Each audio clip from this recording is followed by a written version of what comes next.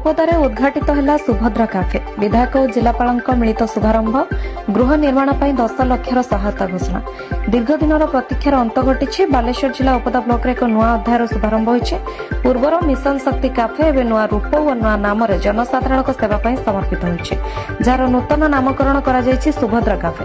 नीलगिरी विधायक संतोष खट्ट और बालेश्वर जिलापाल सूर्यवंशी मरविकास मिलित भाव में भव्य सुभद्रा काफेर शुभ उद्घाटन कर अवसर में जिलापाल निजे काफे ब्रेकफास्ट करने सह यार स्वाद और व्यवस्था को नहीं बेस खुशी व्यक्त करते।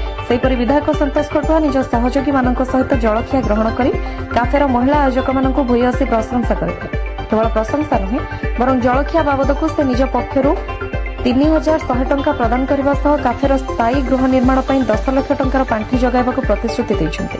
विधायकों पक्षर आउ एक महत्व घोषणा करा जायछि जे प्रति सोमवार काफेर साधारण लोकंक पई मागणा खाइबार व्यवस्था करा जिवो, जार समस्त खर्च विधायक निजे वहन करेंगे। यह सहित ओडिशार पारंपरिक पानीय टंक तोराणी एठारे प्रतिदिन ग्राहक मानक पई उपलब्ध हेबो। ए सारस्वत उद्घाटनी उत्सव में उपदा ब्लॉक अध्यक्ष विश्वदीप पात्र, 1 नंबर जोन जिला परिषद सदस्य मुनीष सिंह, उपजिलापाल शुभश्री रथ, बीडीओ शाश्वती साढ़ुआ, तहसीलदार प्रज्ञा परमिता समेत काफे दायित्व बहन करथिबा तळकिया जीपीएलएफ रो समस्त महिला, जिला और ब्लॉक प्रशासन रो वरिष्ठ अधिकारी एवं कर्मचारी माने उपस्थित रही कार्यक्रम को सफल करथिले। देखंतु हमरो सरकारंकर जो सब टाइम रे इनिशिएटिव रहउछि कि केमिति मा माने आर्थिक दृष्टिया सक्षम भी इंडिपेंडेंट हेबे, सेति भाई सबु ब्लॉक रे मिशन शक्ति कैफे गोटे खोला जाउछि। आज ओपदारे मध्ये तारो इनॉग्रेशन हैला और जति कि आपण देखि पारि थिबे कि जो एसएचजी ग्रुप रो सबु जो मा माने छथि बहुत एनर्जी सहित आज तांकरो ये एठी आज उद्घाटन हेछि। आमे वीडियो सबु लोकन को ऑलरेडी इंस्ट्रक्शन दे सारि कि जो भी कैपेसिटी तांको हेल्प होबो निहाती करबा और तांकर जो नुआ वेंचर अछि ताको पई डिस्ट्रिक्ट एडमिनिस्ट्रेशन तरफ जो हेल्प दरकार पड़ो आमे निहाती करबो और तांको नुआ वेंचर पई एडमिनिस्ट्रेशन तरफ बहुत तांको अभिनंदन। परंतु गोटे समय रे आमे आगरो उपदा को आसु एटे खाଇବା गणे मिलेनी, गोटे के कार्यकर्ता घर जाई खाଇବା पड़े, किंतु वर्तमान जो प्रकार रास्ता कम्युनिकेशन हेछि एवं एठी कोर्ट खोलछि आउ एठी आदर्श विद्यालय हेछि, एठी ब्लॉक, एठी तहसील, एठी जत्ते हाई स्कूल कॉलेज जत्ते रहिछि, एठी सुलभ मूल्य रे सुस्वादु एवं हाइजीनिक खाद्य परिसेवा पई जे ब्लॉक तरफ रु जो सुभद्रा शक्ति कैफे तार रिनोवेशन हला और ताको नूतन करिकरी तयारी करा गला। तो ता सहित एठी माने हमर एसएसजी महिला माने जे माने याकू चलेबे से मानकर गोटे दाबी थिला जे याकू कि प्रकार भाव रे रिनोवेशन करिया पई रिनोवेशन हेकरी एसी फ्रिज ये सब लागि जाईछि, एक्वागार्ड फेक्वागार्ड लागि जाईछि। या ऊपर आउ 10 लाख टंका मु आज मोर विधायक अनुदान फंड 10 लाख टंका मु देबेली प्रतिश्रुति देली एवं सेथिरे से ऊपर आउ गोटे लंबा हॉल करिवे जेटी कि आउ अधिक संख्या रे ग्राहक माने बसिकरी सिटी खाई परिबे।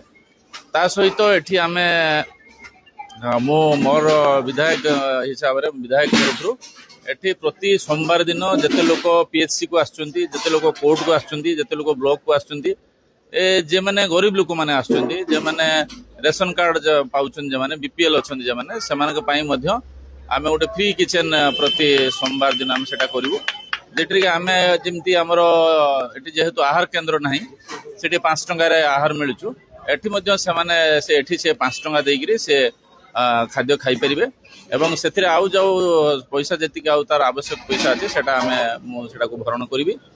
एवं ता सहित एठी आमे मध्य जो फेब्रुआरी मास पाखरु सेप्टेम्बर मास पर्यंत आमर एठी प्रतिदिन टंक तोराणी मध्य मिलिबो, सुलभ मूल्य रे मिलिबो, जे माने चाहेबे से माने एठु नै परिबे।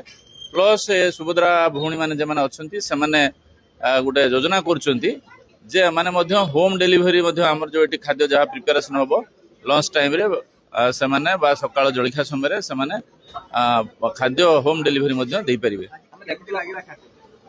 ना आज अत्यंत मु सौभाग्य क्रमे मु घरे आज ब्रेकफास्ट खाई नथिली एवं मु तरबर हेकी चली आस्तिली। हमर जण कार्यकर्ता तार गोटे सुइसाइड केस थिला, से पळी आस्तिली, तेणु मु खाई नथिली, तेणु जोग को मोर एठी मध्य खाइबा थिला एवं अति सुंदर एवं सुस्वादु हाइजीनिक खाद्य थिला।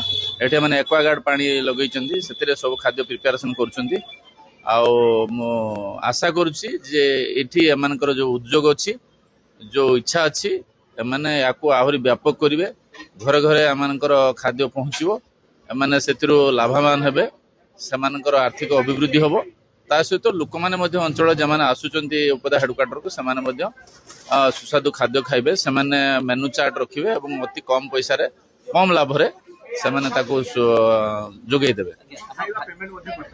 ହଁ, ଆମେ ଦେଖନ୍ତୁ ଏଇଟା ଗୋଟେ ମାନେ ସୌଜନ୍ୟତା ଯେ ଗୋଟେ ଜାଗାରେ ଖାଇବେ ପଇସା ଦେବେନି। ଏଠି ଆମର ହିନ୍ଦୁ ଶାସ୍ତ୍ରରେ ଧର୍ମ ଅନୁସାରେ ଅଛି ଯେ କାହାରି ଧାରୁଆ ରହିବା କଥା ନୁହେଁ। ସେମାନେ ସେଥିରେ ବିଭିନ୍ନ ପ୍ରକାର ତାଙ୍କର ଅର୍ଥ ବିନିଯୋଗ କରୁଛନ୍ତି, ଖାଦ୍ୟ ପ୍ରସ୍ତୁତି କରିଛନ୍ତି, ତାଙ୍କର ଶ୍ରମ ବିନିଯୋଗ କରୁଛନ୍ତି, ଗ୍ୟାସ୍ ଲଗେଇଛନ୍ତି, ସବୁ କଥା କରିଛନ୍ତି। ଆଉ ତାକୁ ଆମେ ଯଦି ଖାଇ ଦେଇକି ପଳେଇବୁ ପଇସା ନ ଦେଇକି, ସେତେ ଗୋଟେ ଅମାନୁଷିକ କଥା ହବ। ତ ଆମେ ତ ସମସ୍ତେ, ମୁଁ ତ ଏକୁଟିଆ ଖାଇ ନାହିଁ, ଆମର ସମସ୍ତେ କାର୍ଯ୍ୟକର୍ତ୍ତା ମାନେ ଖାଇଛନ୍ତି ଆଉ ଅଧିକାରୀ ମାନେ ଅଛନ୍ତି, ସମସ୍ତେ ଖାଇଛନ୍ତି। ତେଣୁ ସମସ୍ତଙ୍କ ପାଇଁ ଆମେ ତାଙ୍କର ଆଜି ଆମେ 60ଟା ପାଖାପାଖି ମିଲ୍ ଆମେ ଖାଇଛୁ। ସେମାନେ ତ ସୁନ୍ଦର ଭାବରେ ଛେନା ପରଟା କରିଛନ୍ତି, ଯେଉଁଟାକି ମୁଁ ସବୁବେଳେ ବେଶୀ ଭଲ ପାଏ। ମୁଁ ଜାଣିନି କେମିତି ସେମାନେ ୟାକୁ କରିଛନ୍ତି। ମୁଁ ପରଟା ଉପରେ ଛେନା ଲଗେଇକି ଖାଏ, କିନ୍ତୁ ଆମେ ଛେନା ପରଟା କରୁଛନ୍ତି, ଅତି ସୁନ୍ଦର। ତେଣୁ ଆମେ ମାତ୍ର ସେ 50 ଟଙ୍କାରେ ଦେଇଛନ୍ତି, ଟୋଟାଲ ଟିଫିନଟା 50 ଟଙ୍କା, ପାଣି ସହିତ ସବୁ ଦେଇଛନ୍ତି। ପାଣି ବୋଟଲ ଗୋଟେ ତ 12 ଟଙ୍କା ଚାଲିଯିବ, ତାପରେ ତ ଆହୁରି ଅଛି। ତେଣୁ 50 ଟଙ୍କାରେ ସୁସ୍ୱାଦୁ ଜଳଖିଆ ମାନେ ଦେଲେ, ଯେଉଁଟାକି ପୁରା ଲଞ୍ଚ ପାଇଁ ବି ମଧ୍ୟ କଭର କରିନେବ। ତେଣୁ ମୁଁ ସେମାନଙ୍କର ଉତ୍ତରୋତ୍ତର ଉନ୍ନତି କାମନା କରୁଛି, ଆଶା କରୁଛି ସେମାନଙ୍କର ଇଏ ବ୍ୟବସାୟ ଠିକ ଭାବରେ ଚାଲିବ ଆଉ ସୁଭଦ୍ରା ମା ମାନେ ଅଧିକ ଶକ୍ତିଶାଳୀ ହେବ। ଉପଦାରୁ ଆଶୁତୋଷ ପଣ୍ଡାଙ୍କ ରିପୋର୍ଟ, ଅଭୟ ନ୍ୟୁଜ୍ ଓଡ଼ିଶା।